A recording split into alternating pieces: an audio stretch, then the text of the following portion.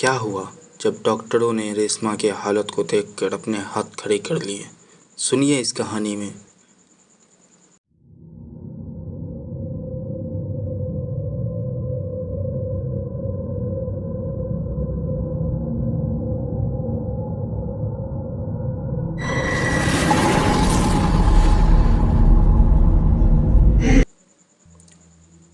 Hello दोस्तों, तो कैसे हैं आप सभी लोग।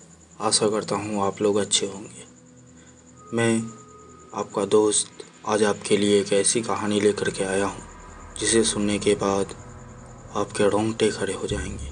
तो चलिए शुरू करते हैं। ये कहानी उत्तर प्रदेश की है। मित्रों, मेरा नाम रहमान है और मैं उत्तर प्रदेश का रहने वाला हूँ। आज मैं आपको मेरे मित्र के साथ घटी एक सच्ची घटना पेश करने जा रहा हूँ। मेरे मित्र का नाम वसीम है और हम बचपन से ही अच्छे दोस्त हैं और हमारी हर एक बात एक दूसरे से शेयर करते हैं। जब हम कॉलेज में आए थे तब वसीम की सगाई हो गई थी।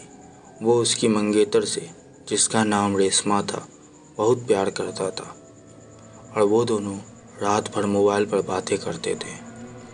एक दिन की बात है, उसने मुझे बताया कि वो उसकी मंगेतर से रात को बात कर रहा था।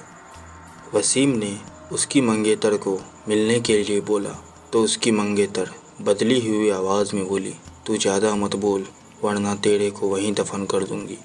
वसीम एक बार तो ये सुनकर चौंक गया और फिर सोचा वो शायद मजाक कर रही होगी। फिर वसीम भी उसको मजाक में बोला, क्या कर लोगी तू मेरा, देखते हैं। वो भी फिर बोली, आज रात देख तेरे साथ क्या होता है। यह कहकर उसने मोबाइल रख दिया। अगली सुबह जब वसीम मुझसे मिला तो वह अपनी आप बीती बताने लगा। उसने मुझे रात को फ़ोन वाली बात बताई और रात उसके जो हुआ वो बताया। उसने बताया कि रात के तो 3 बजे उसके आसपास अचानक नींद खुली और उसके सामने एक सफ़ेद लंबी दाढ़ी वाला आदमी बैठा था। वो बोलने लगा, ले आ गया मैं, अब देख तेरे साथ क्या होता है। उसने वसीम को गले से पकड़ लिया।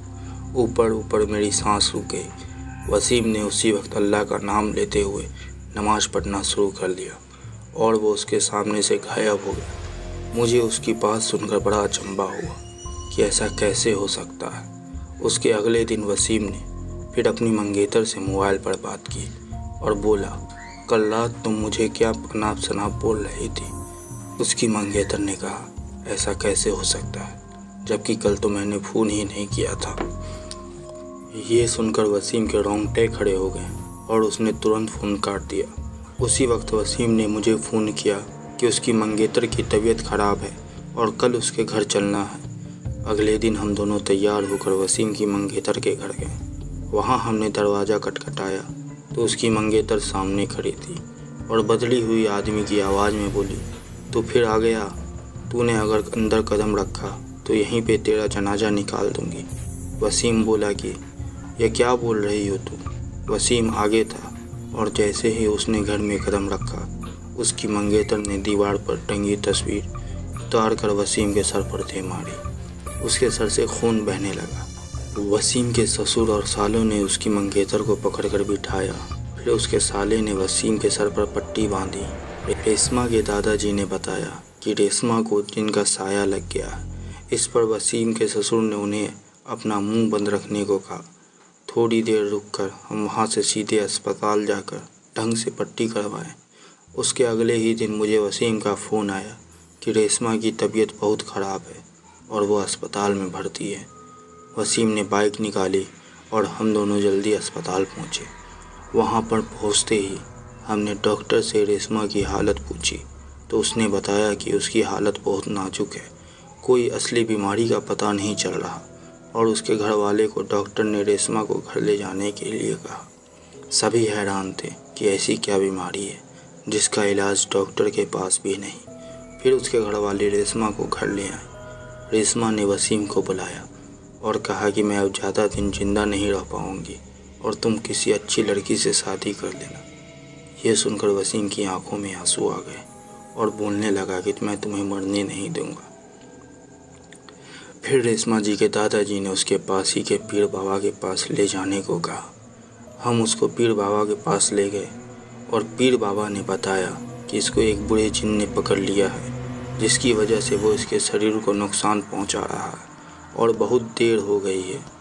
पीर बाबा ने बताया कि इसका इलाज एक ही है, यहाँ से 80 किलोमीटर दूर एक दरगाह है, वहाँ इसका इलाज हो सकता है। और बाबा ने बताया कि इसके साथ वही इंसान जाएगा जिसे वो सबसे ज़्यादा चाहती है।